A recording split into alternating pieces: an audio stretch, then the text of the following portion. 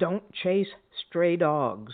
You've reached Talking with Dr. Terry, 180 Seconds to a Better You, message number 395, and I'm Dr. Terry Wurzbacher. This is from the Buddha 10. Do not take lightly small misdeeds, believing they can do no harm. Even a tiny spark of fire can set alight a mountain of hay. And here's the story that goes with that. In October of 1925, a Greek soldier who was allegedly chasing a stray dog ran across the border into the Bulgarian town of Petrich.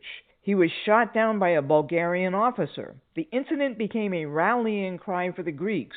They soon invaded Bulgaria and occupied the town. Before the conflict was over, more than 50 people, most of them innocent Bulgarian citizens, had been killed. And for what? A misunderstanding over a stray dog? One officer's misguided reaction? A single shot can start a deadly battle. One honk can bring about road rage. A thoughtless gesture can end a friendship. Don't take small misdeeds lightly. Is the story true? I don't know, but it doesn't matter since all we have to do is look at our own country and see how just an expression of our thoughts or feelings can be met with extreme criticism and even violent action. Have you ever had the experience with a friend who seemed to pull away from you, leaving you scratching your head as to why? Could it be you said something, maybe even in jest, that struck that person wrong? What about yourself? Has this ever happened to you? It's where the two handles that we talked about last week can come in. I told you a long time ago about how my high school friend and I Zoom every week. Well, one Saturday while we were talking, she seemed to be looking down at her phone, which is something that we just didn't do. My creative mind began its mystery writing techniques that Karen would love. Why was Wendy bored? I knew I never should open up to anyone, and she was just being polite all this time, and on and on and on.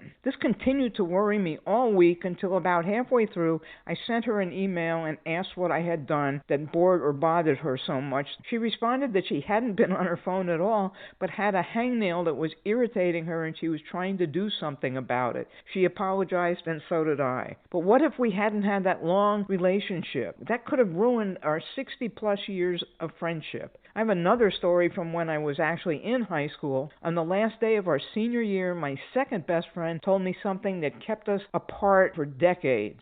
Other kids had always said that she dyed her hair. They were being critical, not just commenting. So naturally, I stood up for her, saying, "No way." On that last day of school, she looked at me as we got off the bus and she said, "I never asked you to stick up for me." Both of these examples are minor in the grand scheme of things, and I should have just chosen the other handle and not chased that stray dog. Is there anything in your life that has led to significant consequences, even though the actual event was very insignificant?